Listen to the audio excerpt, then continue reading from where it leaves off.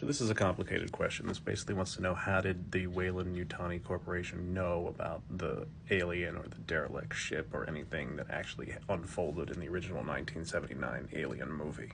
This is going to be a really complicated answer that takes a while to explain with a lot of years and dates, so I'll try to make it as short as possible for you. So LV426, which is the planet that Ripley's crew from the Nostromo land on in the original 1979 Alien, was first detected by the Weyland Yutani Corporation, their astronomy division, in 2039. And it was then cataloged by this French space probe that went out and kind of mapped the planet from there.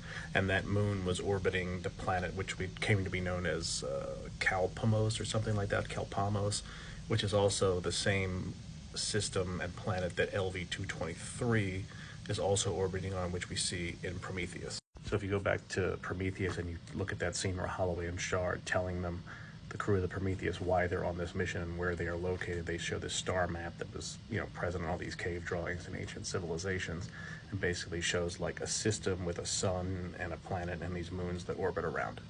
So LV426 was mapped, like I said, in 2039, but the Prometheus mission doesn't happen until 2090, so almost 50 years later at that point. So 2090 happens, Holloway and Shaw go on the Prometheus mission with the crew of the Prometheus to scout the moon LV223, which is the only moon that they think exists. If you go back and watch Prometheus, Holloway and Shaw are giving that presentation to everybody, and the only moon that's habitable that they know about is LV223, which is the moon they will land on, but that's not true. And the only galactic system that matched was so far from Earth that there's no way that these primitive, ancient civilizations could have possibly known about it. But it just so happens that system has a sun, a lot like ours. And based on our long-range scans, there seemed to be a planet. Just one planet with a moon capable of sustaining life. And we arrived there this morning. So like I said, Holloway and Shaw are talking about LV223 because they think it's the only moon that the long-range scanners have detected.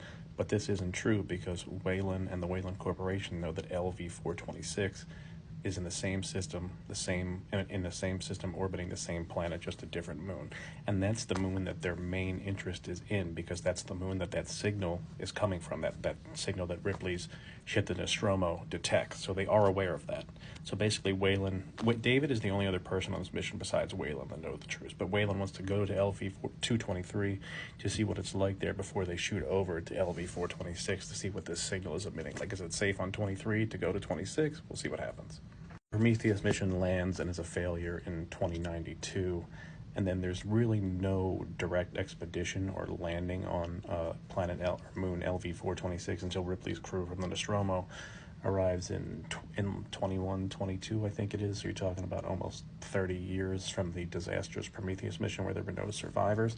But see, at this point in time, it had been, they discovered the planet in 2039, they visited in 2092 to LV223, but Weyland at this point has deciphered that signal and that message, and they know where it's coming from on LV426. So they purposely know to send the Nostromo crew there. Like, that's their main goal. So basically that message is already decoded, and they know it's a warning, but they send the Nostromo there anyway. And they place Ash, the synthetic played by Ian Holm, purposely on that ship to make sure that basically any life forms that they return or discovered are returned safely to the corporation. And so we obviously know what happens after that. The events of Alien unfold, and then, Ripley goes into stasis for a certain amount of years, and then the moon kind of sits, idle until, in novelization, another crew arrives and disaster happens there. Then it kind of fades from memory, and then Hadley's Hope and Aliens occurs at that point.